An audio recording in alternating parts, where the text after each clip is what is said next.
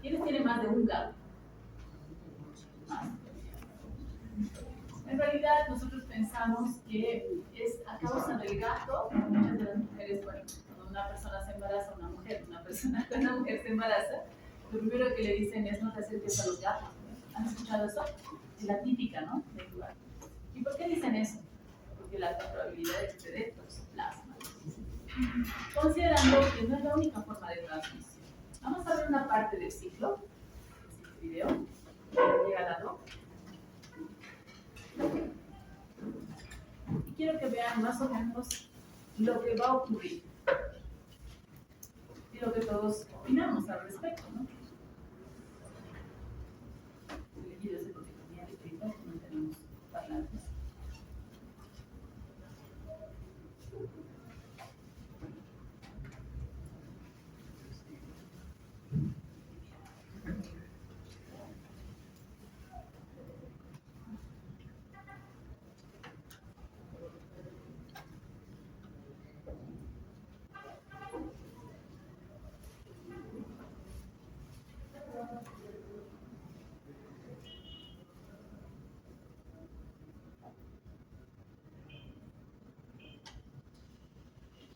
Ok, todo lo que va a ocurrir aquí, vamos a ir viendo que ocurre no solamente en los gatos, ¿no?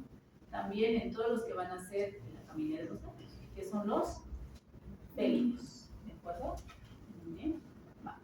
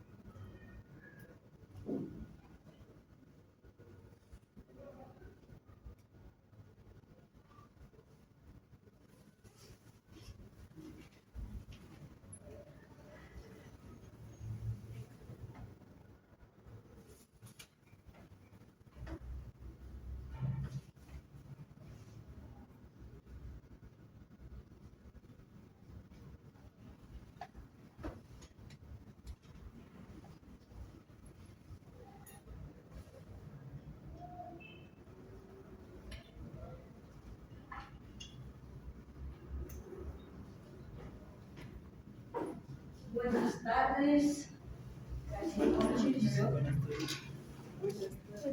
Buenas tardes, doctora.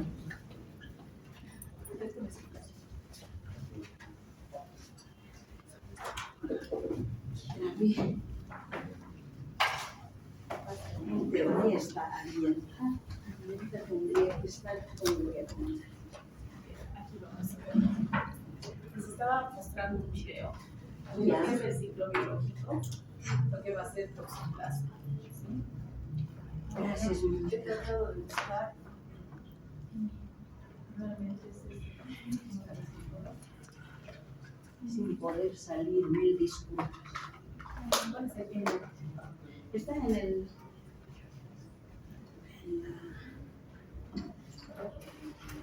Ah. No, es que es otra cosa. Es otra cosa, chicos. Es otra cosa. Debería yo la regresar.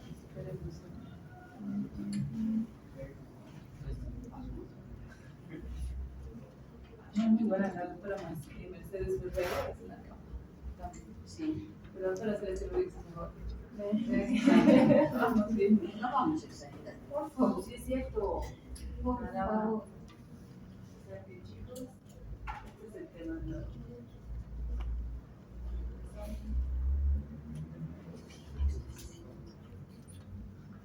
Tengo una alergia espantosa.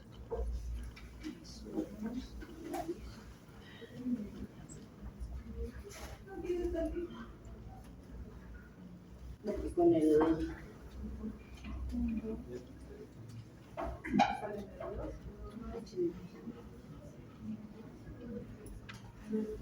sin entrada de señal, dice. eso. Hola, hola. ¿Tienes nosotros aquí? Hola, hola. Gracias, Mónica. Bueno, nada. Fíjense, por favor, toda la parte del ciclo. tranquilo, todo lo que acabamos de ver. Y bueno, Buenas notar ahí a tardes, los pido niños. disculpas, pero estaba en una situación muy necesaria. Más bien la doctora Castañares me salvó y los entretuvo. Entonces ahora yo voy a ir a Me celebrar. vende, Doc, me vende. Le dejaré, por favor, la camiseta. Ya, de aquí. Muchas gracias. Ok, muchachos, yo me despido. Aquí no hay nada.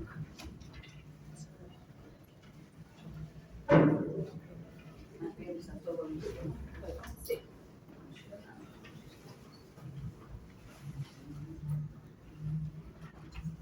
Chicos, hasta luego. No, nada, bueno. Y así tampoco. Las pilas deben estar gastadas, pero bueno. En todo caso, Toxoplasma gondii, parásito intracelular obligatorio. ¿Por qué será obligatorio? Fuera de la célula no sobrevive. Entonces, en 1909, escrito por Nicole y Manso, dos investigadores que trabajaban en el Instituto Pasteur de Teherán, y ellos trabajaban con los gondis, los roedores de la selva de la parte del Sahara.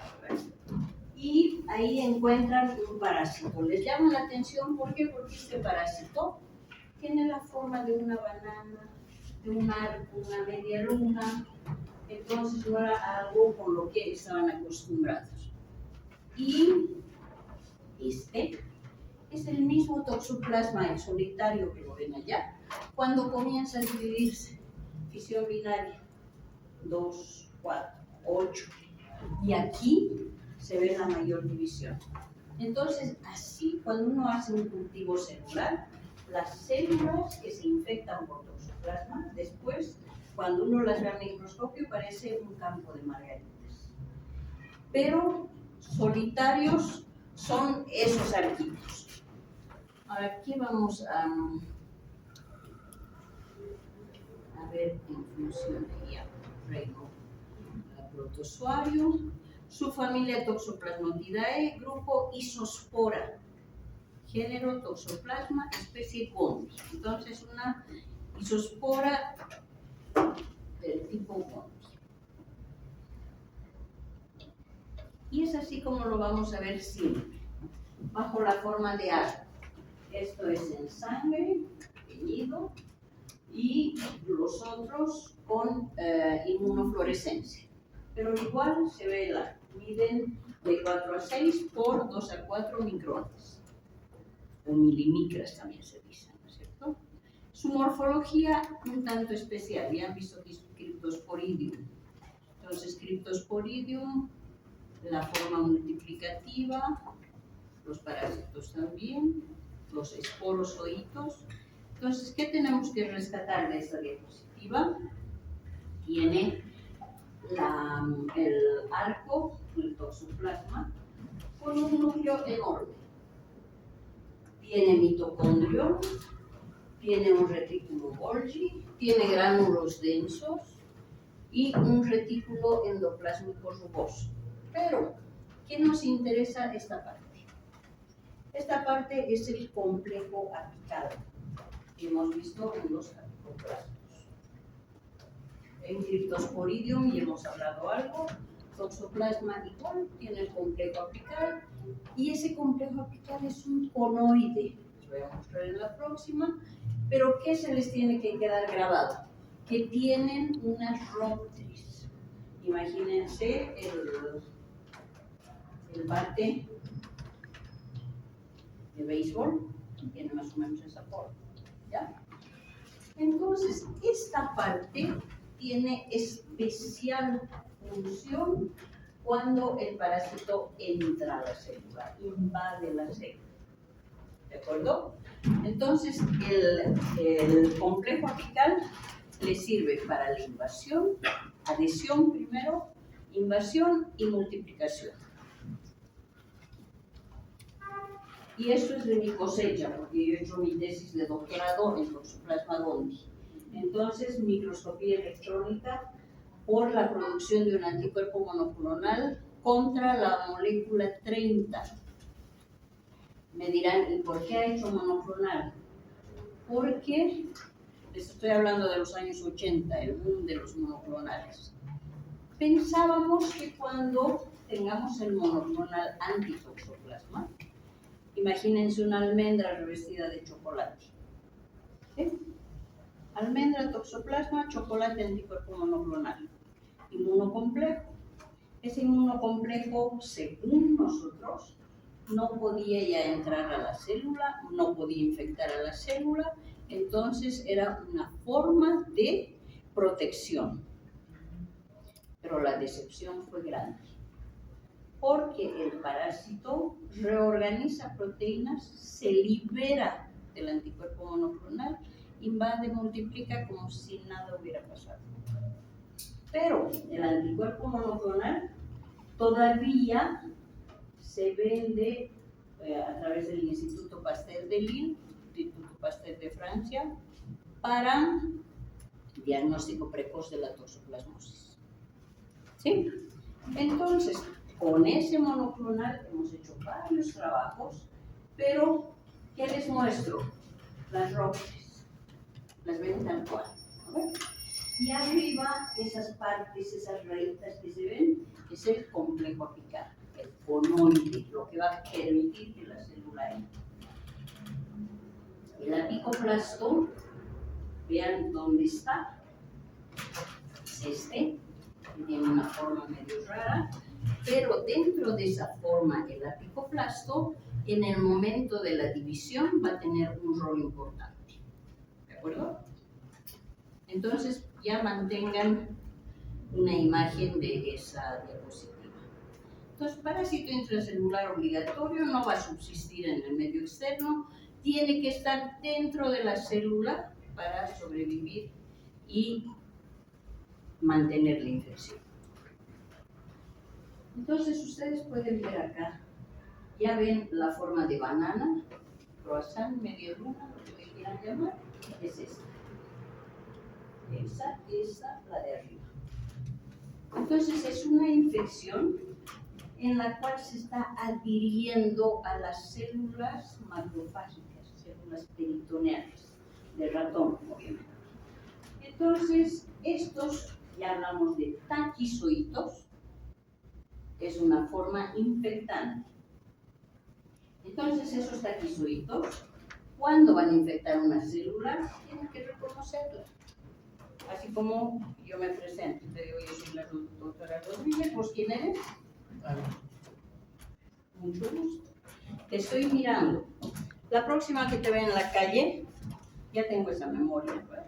Entonces te voy a reconocer. Lo mismo le pasa a la célula. La célula, cuando entra en contacto con el parásito, reconoce esas moléculas. Esa adhesión es el estrechamiento de la mano para decirle mucho gusto, dame un ratito, te reconozco y te invado. Así de fácil. En 12 segundos después del reconocimiento va a haber la penetración o la invasión, si ustedes quieren, de toxoplasma. Entonces, hay una reorganización en ambas células de actinas. Ustedes saben que las actinas son el esqueleto de la célula.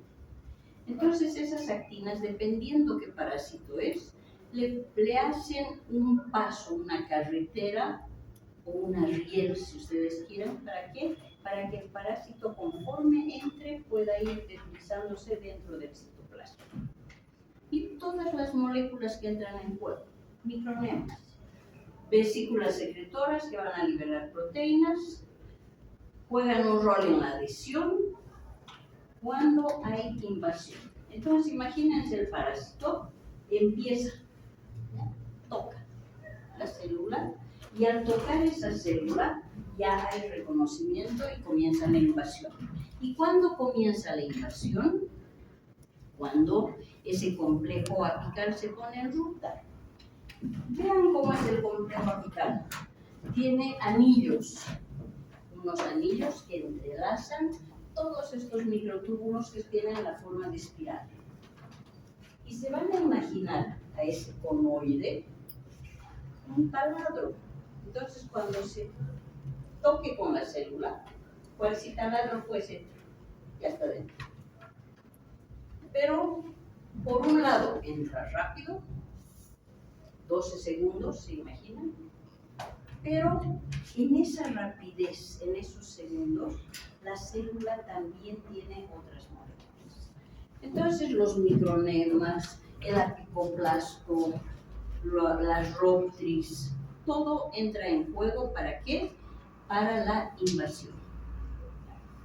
Ahora vean, cuando la célula ya está penetrando, vean la de arriba, y vean esa rotri azul, está vertiendo todas sus enzimas dentro de la célula. ¿Para qué? Para formar la vacuola parasitofora. Es el inicio de la invasión. Se forma la vacuola parasitofora porque el parásito se va a desarrollar dentro de esa vacuola. Entonces tienen ya el inicio de la invasión, esas rotris se van a vaciar y después de liberar todo su contenido dan lugar a la vacuola parasitofora, la biogénesis de la vacuola. Los gránulos densos, que son fuente de energía, por la amilopectina, van a ir madurando dentro de la vacuola y posteriormente va a comenzar la división. Pero lo que les decía, en esos 12 segundos, el parásito está haciendo su ingreso y la célula solicita, lo recibe. Pero cuando lo recibe, tiene partes como si lo estuviera agarrando. Hasta que entra todo, se cierra. Con vacuola y todo, ¿no es cierto? Entonces vean, acá se pueden ver, son las uniones móviles, la unión móvil entre parásito y célula que hace que vaya jalando y vaya entrando. Entonces ahí se ve, vean, esa parte clara que se ve aquí arriba, ya es parte de la vacuola. Después termina de entrar el parásito, vean las uniones móviles, van recorriendo prácticamente la célula protozoaria del toxoplasma.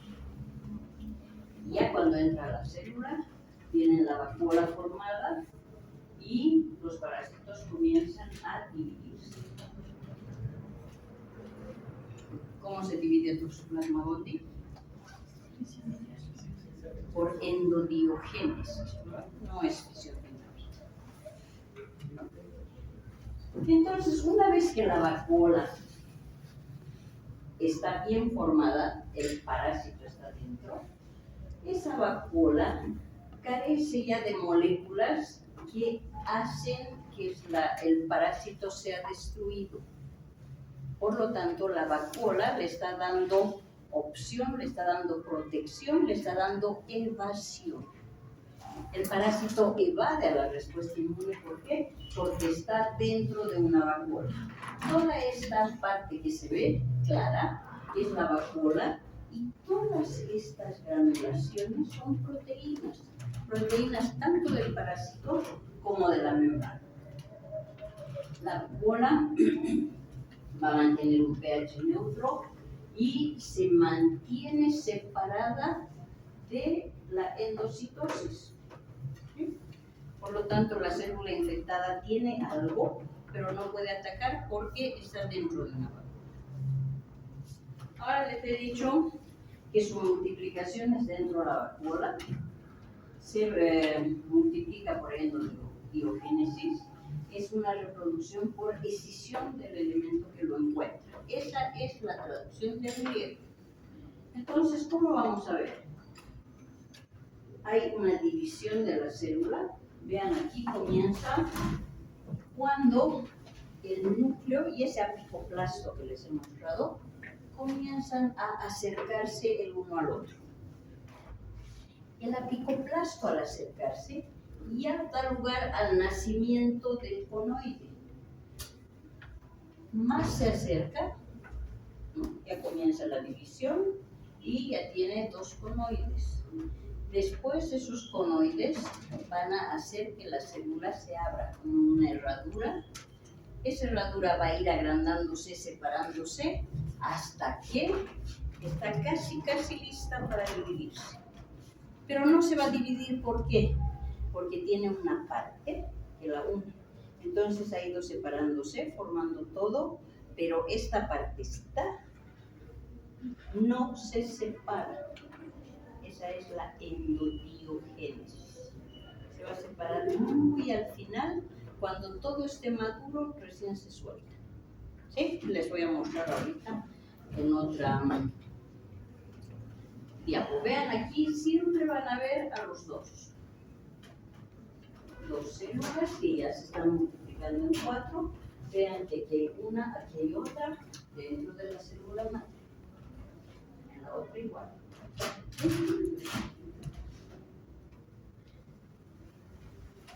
Igual que la anterior, se ve la vacuola, se ven las células que ya se están separando, la coloración cambia, esta es una coloración por fluorescencia, pero vean la parte roja es una. La otra ya se está dividiendo, pero la parte roja todavía va a estar unida. Aquí ya están dentro de la célula, en división. Y esta prácticamente ha sido nuestra plancha estrella, porque ese es el monoclonal. Este es el monoclonal que ha sido eliminado por el parásito en el momento de la invasión. Vean cómo cuando está dentro ya no tiene ese reborde del anticuerpo monoclonal. Ya dentro, sin anticuerpo monoclonal, vean dónde están las flechas, todavía se ve un grado de anticuerpo monoclonal en las flechas completas. Y acá se ve la verdadera endodiogénesis. Vean las dos células hija, pero no se han separado. ¿Sí? ¿Han visto claro? ¿Cierto? No se han separado, porque su división es por endodiogénesis. Madura más, esto llega a finalizar, se separa y ya son dos células hijas. Y vean, aquí se ve parte del complejo vital.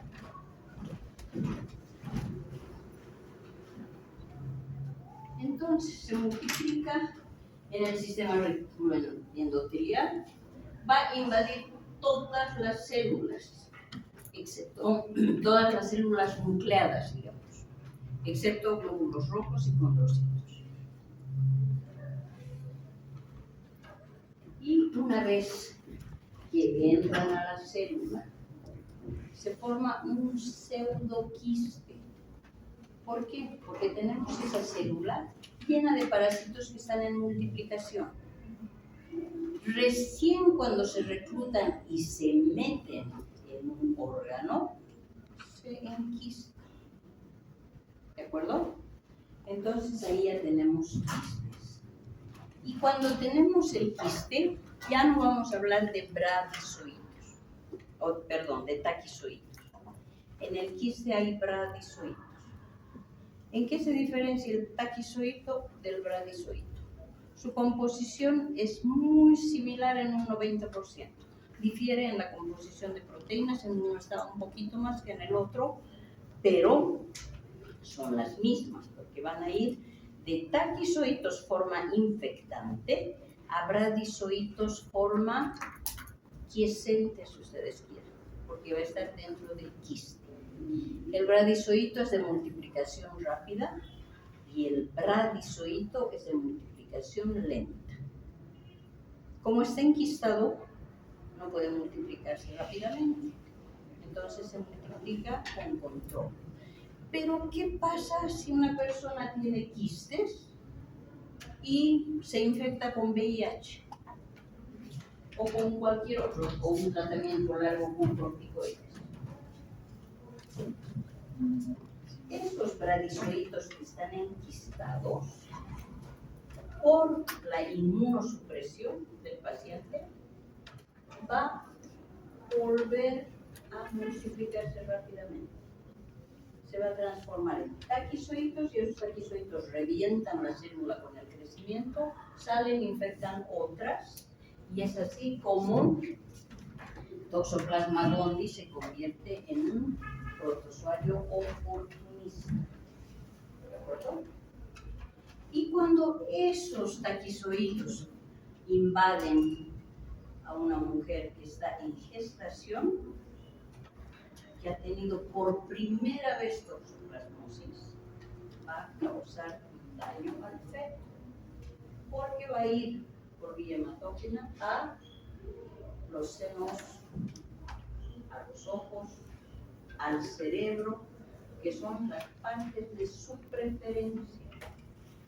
Imagínense una célula infectada, crece, revienta, infecta a otras y ese feto puede nacer sin cerebro encéfalo o puede tener el parásito tan localizado que puede dar la apariencia de estar naciendo normal, pero con los años, 20, 25 años, ceguera.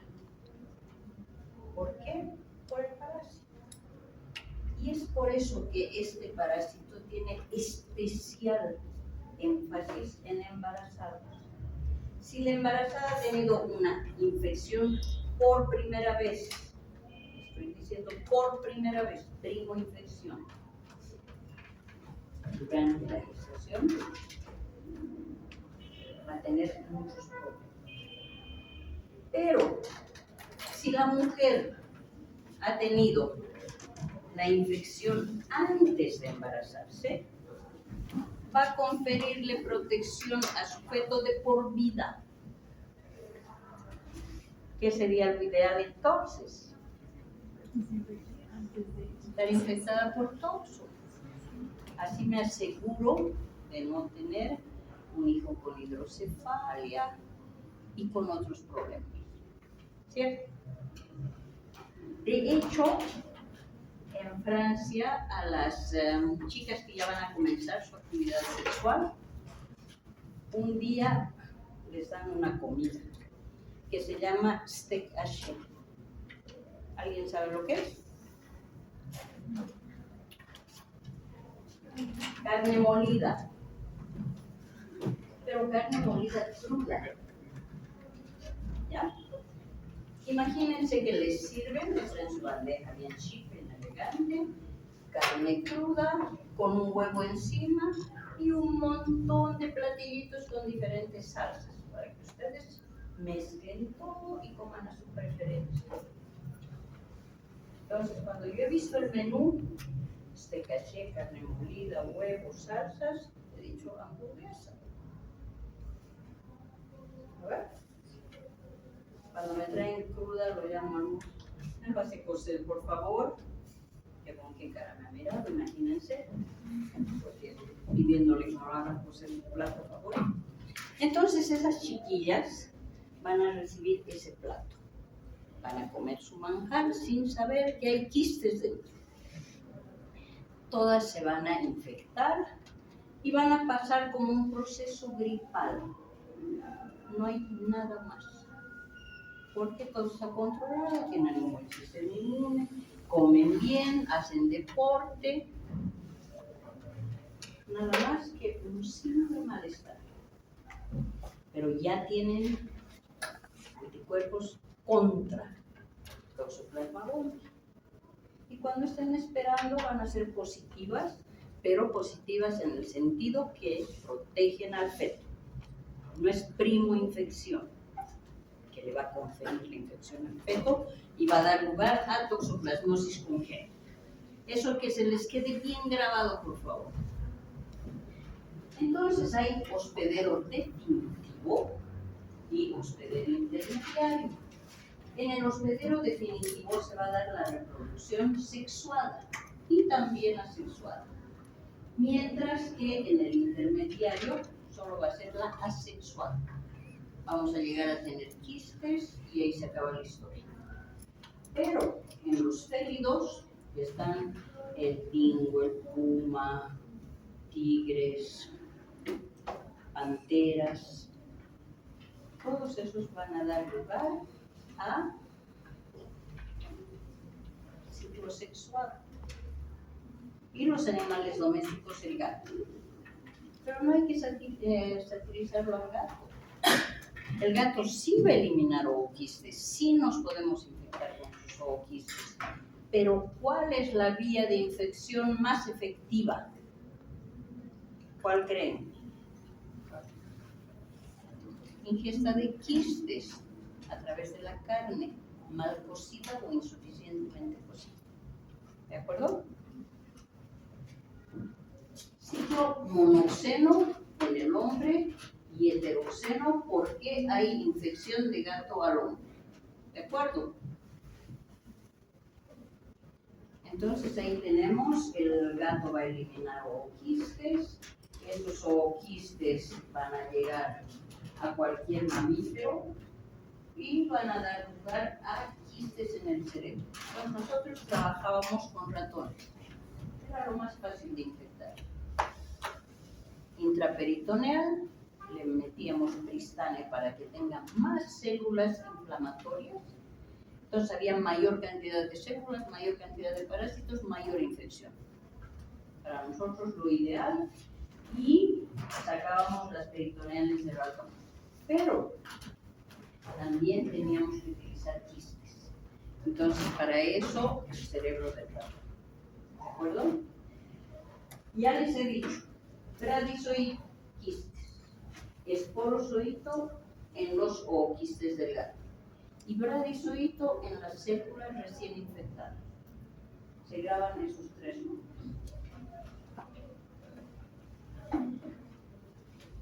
Entonces, como ya hemos visto en Cryptosporidium, hay una esporogonia en el medio exterior. Los ooquistes inmaduros esporulan de 3 a 5 días, forman 2 esporoquistes. Cada esporoquiste tiene 4 esporozoitos y son infectantes después de 20 días. Entonces, cuando hay una infección, se da la esquizogonia.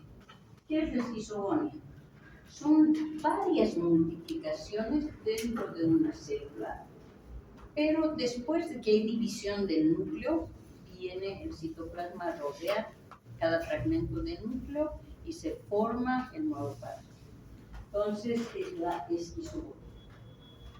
Y la gametogonia, los merozoitos liberados de esos esquizontes de la esquizogonia evolucionan a gametos, los microgametos esféricos, después de varias divisiones, forman microgametos. Los macrogametos no se dividen, permanecen en la célula hospedera, esperando a que esos microgametos los alcancen. ¿Cuál? Un óvulo y un espermatozoide. Y se da la fecundación. Después de la fecundación, ¿qué sale? Un cigoto. Es un ooquiste. Eso se da, todo esto en el gato. En nosotros solamente ingesta de quiste, liberación de bradizoitos, formación, liberación de bradizoitos, salen los taquizoitos y la infección comienza más rápido. Entonces, taqui rápido, bradi lento, oquis, ahí tienen el ooquiste. Ese ooquiste inmaduro tiene que esporular y tenemos 2 blastos, cada blasto con 4 esporozoitos. ¿Sí? Eso está en el gato. Cuando nos infectamos a través de las heces del gato, es esa forma la que adquirimos. Entonces, besar al gatito, dormir con el gatito. Recuerden que el gatito se lame la cola, lleva después lo que ha lamido a su pelaje, nosotros lo acariciamos y ahí pueden haber ooquistes. Entonces, acaricien al gato, no digo que lo dejen, acaricien, no la ven solas. ¿Ya?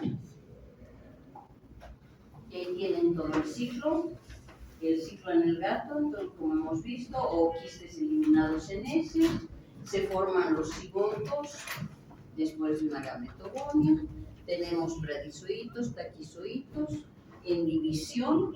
A veces solo decimos los zoitos, porque hay esporozoitos, taquizoitos, bradizoitos. Y taquizoitos, peligrosos porque invaden todo tipo de células. En ellas se liberan y son los que circulan por la sangre, llegan a los órganos, al cerebro. Cuando les digo que hay una multiplicación, comienza así, son las tres formas infectadas. Bradizoitos, ¿dónde van a estar? En la sangre. Hay algún donador, imagínense, el donador tiene toxoplasmosis. El receptor está inmunosuprimido porque va a recibir un órgano. ¿Ya? Como el donador está infectado, en el órgano van a haber taquizoitos. El receptor está inmunosuprimido para evitar el rechazo, ¿no es cierto? Entonces, ¿qué va a hacer? Estas formas van a invadir todo tipo de células, los órganos, y puede que nuestro paciente se muera por una fase aguda, donde tiene una diseminación tremenda de taquizoides y que no sea que ha rechazado el órgano. ¿Okay? Entonces, ese es el peligro con los taquizoides. Cuando hay una transfusión de sangre, si hay taquizoides, el que ha recibido la transmisión, ¿qué va a hacer? Se va a infectar directamente. ¿De acuerdo? Los ooquistes del gato y carne mal cocida con quistes. Bradizoitos que después fácilmente van a taquizoides y otra vez comienza la infección. Ya hemos dicho. Entonces, cuando los taquizoides se multiplican, comienza la respuesta inmune en el organismo. ¿Y qué pasa? Esta es una célula X, que se ha infectado. Todo esto verde que ven es multiplicación, bradizoides. Esta célula, yo les digo que es un pseudoquiste, porque está llena de carácter. Va a circular, imagínense, circulando y paz, llega a un lugar. Ahí se dice. Entonces, estos taquizoides de multiplicación rápida se vuelven de multiplicación lenta y se quedan hasta que haya una disminución de la respuesta inmune, o si no hay disminución de la respuesta inmune, toda la vida vamos a vivir con el quiste en nuestro cuerpo. Y no nos va a hacer nada porque está enquistado. ¿De acuerdo? Pero estas células, cuando el parásito ya está dentro de la célula, comienza a ser reconocido por nuestro organismo. Pero además este parásito juega con el sistema inmune. ¿Por qué? Porque reorganiza proteínas y hemos visto cuando eliminan el monoclonal, ¿cierto? Cuando tiene necesidad reorganiza proteínas. Entonces imagínense que ahorita yo veo a la señorita con abrigo anaranjado, empiezo a reconocer y cuando vuelvo a mirar está de rosado. Empiezo a reconocer ese rosado y me parece que verde, y así me mimetiza y me va cambiando. Entonces ahí hay una mimicación, hay una mimetización para evadir la respuesta inmune.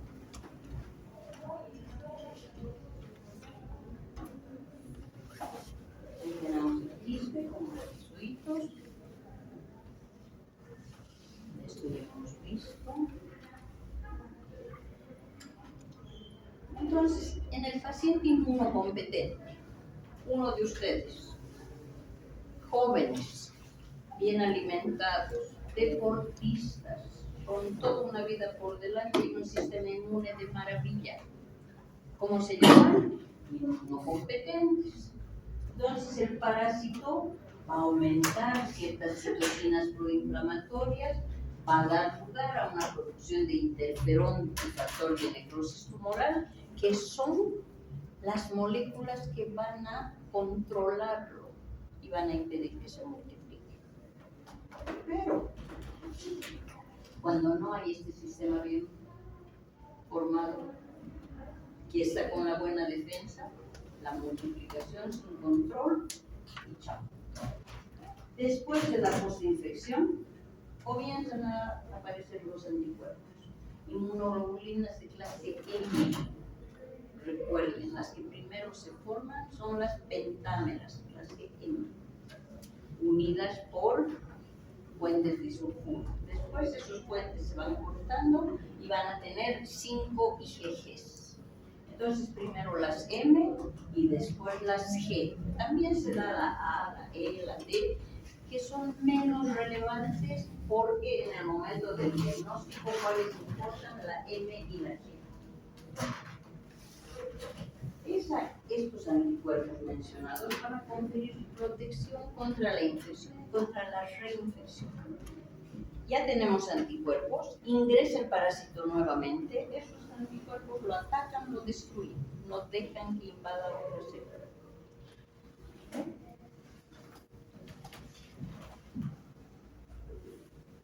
Entonces, inmunidad celular, ¿a través de qué? De macrófagos. Macrófagos son las células fagocíticas por excelencia. Entonces van a fagocitar, van a permitir que crezcan en su interior y van a transportar al parásito, como hemos visto en lo anterior, ¿sí? En el pseudoquiste. Van a dar reacción de hipersensibilidad retardada, los quistes se van a quedar en el tejido y van a dar lugar a una inflamación cuando hay una ruptura. Imagínense que entra un parásito y salen 700, se rompe la célula. Entonces, para que se den cuenta de la relación. Y la respuesta humoral con anticuerpos específicos. IgM, AE y G. Estas son las respuestas. La M y la G. La M se la detecta 10 después de la infección y la G después de los 15, 21 días. Ahora, cuando ustedes ven el pico, es una curva de Gauss, ¿no ven? A este lado está la prima infección y a este otro lado es cuando la infección ya es crónica. Entonces, si una madre tiene anticuerpos a mi izquierda, está en fase inicial. Si tiene anticuerpos en mi derecha, está en fase crónica. No es lo mismo para nada. Inicial riesgo, crónica, protección.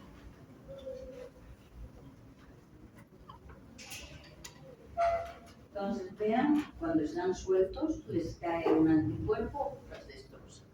Pero cuando están dentro de la célula, el anticuerpo no es capaz de atravesar para destruirlos. ¿Sí? Igual que un tratamiento, ¿no? Ningún tratamiento va a dar lugar a buscar la célula y entrar la membrana a buscar y para ir a atacar directamente. Cuando están libres, sí, pero cuando ya están dentro de la célula, entonces ahí tienen quiste en fase de división y ya enquistado cuando está en algún órgano. Pueden estar en el cerebro. Entonces imagínense un corte histológico, quistes, la cantidad de bradizoitos que hay.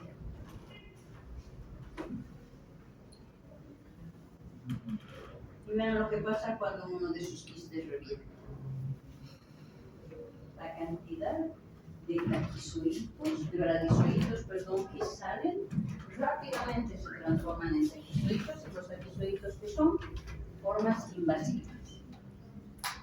¿De acuerdo? Entonces, ese es el peligro. En un paciente inmunocomprometido o en una madre gestante.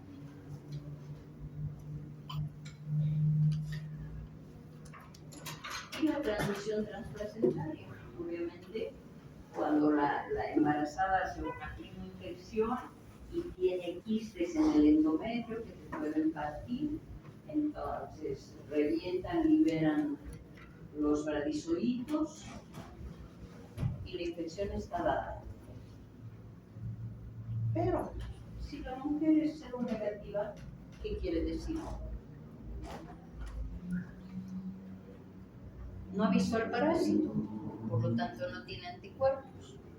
Entonces, señora, usted es negativa, por favor se cuida, nada de gatitos ni carne mal cocida. ¿De acuerdo? Porque lo peor sería que tenga la infección durante el embarazo, ¿no? Una prima infección. Entonces, ese es el peligro. Y en diagnóstico de laboratorio hay muchas pruebas. Acá no se hacen en los laboratorios la demostración de resistencia del parásito. Cuando se ve en la sangre una célula que revienta a veces al hacer el frotis, se revienta un pseudoquiste y se puede observar, se puede teñir. Y si las formas las cultivamos en el laboratorio, también las vamos a tener tal cual, pero van a ser formas de cultivo que nos van a servir para el diagnóstico. ¿De acuerdo? Entonces nosotros ya multiplicamos las células, multiplicamos el parásito, liberamos de las células, eliminamos todos los restos celulares, tenemos parásito puro. ¿Para qué? Para hacer una fluorescencia, para hacer una ELISA, que son diferentes, ustedes ya saben, ¿no? ELISA, proteínas solubles del parásito. IFI, parásito entero.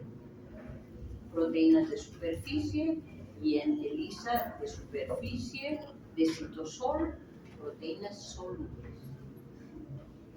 Entonces, cuando un oculista haga un fondo de ojo, ¿con qué se va a encontrar? Con un hueco. El parásito va por mover, porque recuerden que en los ojos, en el sistema vítreo, no hay la misma cantidad de anticuerpos que puede haber en la sangre. Entonces se multiplica fácilmente. Y una biopsia, el PCR diagnóstico molecular nos dará la presencia, pero en serología tenemos muchas más. Diagnóstico indirecto a través de anticuerpos. No vamos a ver el parásito, pero sí los anticuerpos nos van a decir que en algún momento está. Entonces tenemos la afiliación de complemento, detección de IgM, detección de IgG, IFI, hemaglutinación indirecta, ELISA, inmunoglobulina. Todos estos con el mismo antígeno. La reacción de fijación de complemento con parásito entero, más el suero del paciente, y la reacción de Sabin-Feldman es una reacción donde va el parásito y va el colorante y el suero. Entonces se colorea el parásito, es porque está muerto. Si no se colorea, está bien. ¿Sí? Ese es el Sabin-Feldman. Hay chicas esperando allá afuera que tendrán clases. Es probable, ¿no? Ahí tienen un fondo de ojo. Miren los estragos que hace el parásito cuando invade los senos al comienzo y después. Entonces, cualquier forma que hagamos de diagnóstico nos va a dar ¿qué? La presencia del parásito. Y el diagnóstico se hace con taquizoides.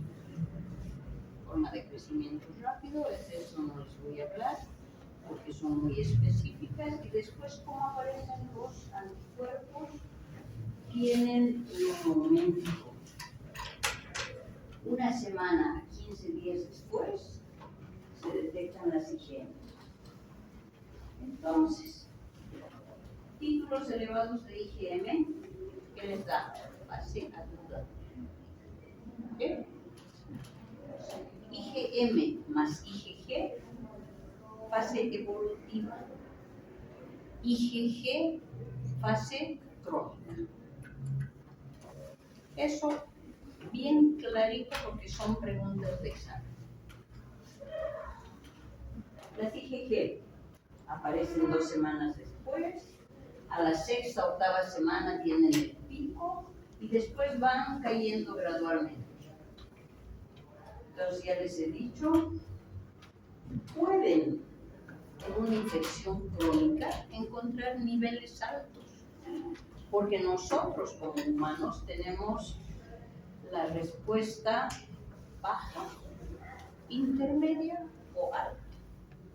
Somos bajos respondedores o altos respondedores. Entonces, que una mamá les dé una IgG de 1000 y algo, no tiene que pensar que es reciente. Puede ser una respondedora alta, ¿sí? Y va a tener un alto nivel de inmunoglobulina G. Ahora, ¿por qué no se hace la inmunoglobulina G en niños menores de 1 año?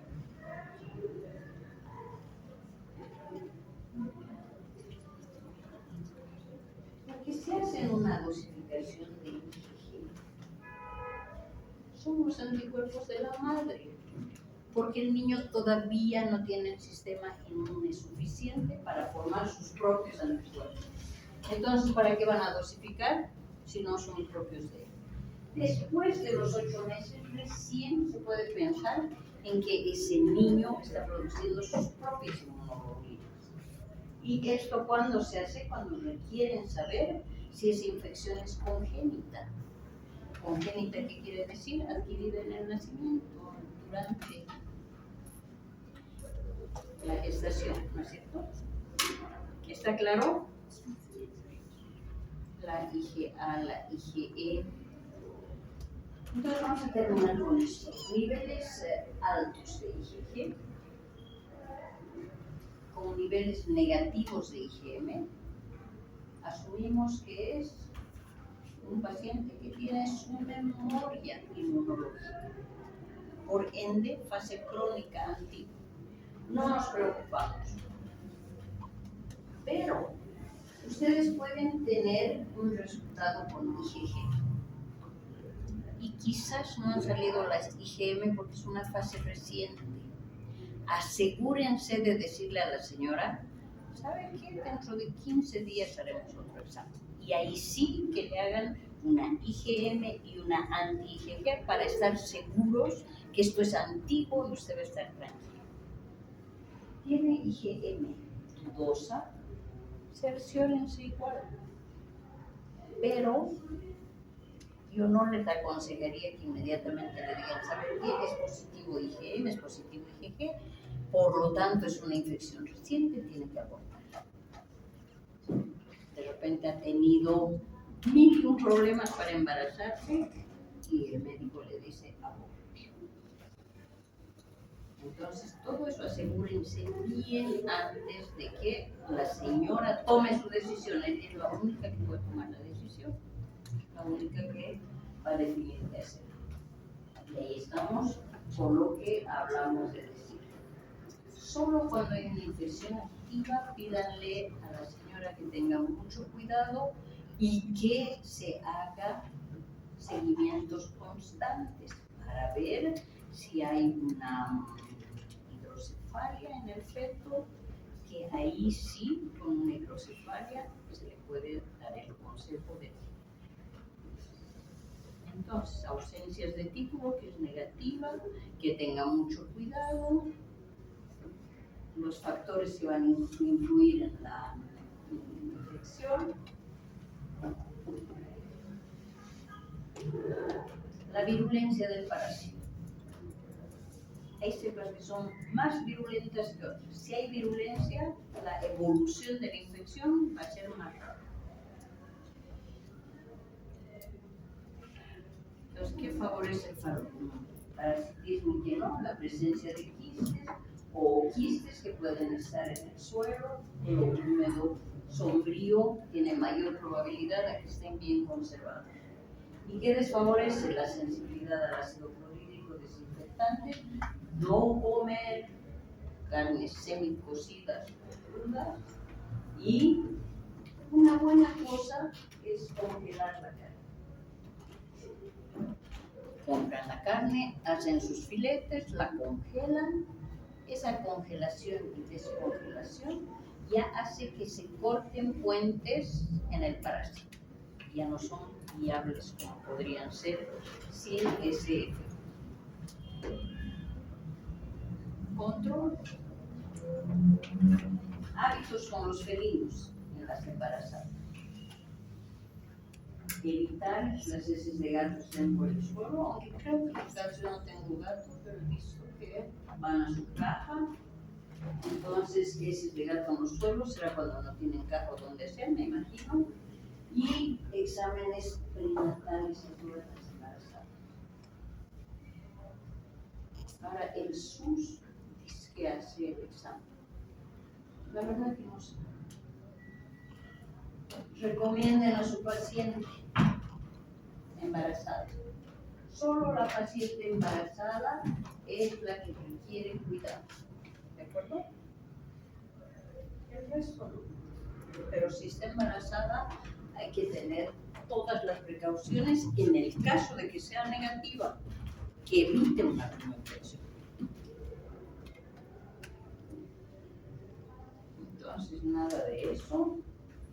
No debe cambiar la arena de la caja, no debe comer carne cruda y también asegurarse que en una transfusión haya un screening donde no hayan parásitos o bacterias u otras cosas que pueden resultar de alto riesgo, ¿cierto? Ya chicos, creo que hasta aquí. Ahí tienen. Cuando la embarazada tiene a su bebé, no ha tenido cuidado, ha tenido una primoinfección, que tampoco vamos a decir que es descuido, sin saber uno va y come y se agarra a través de los quistes de infección. Entonces, es una enfermedad que se caracteriza ¿por qué? Porque parto prematuro, aborto. Entonces, qué suerte abortar cuando el niño tiene complicaciones, digo yo. ¿No? Entonces, es causa de aborto en humanos y en ganado. Y vean, este niño tiene problemitas grandes.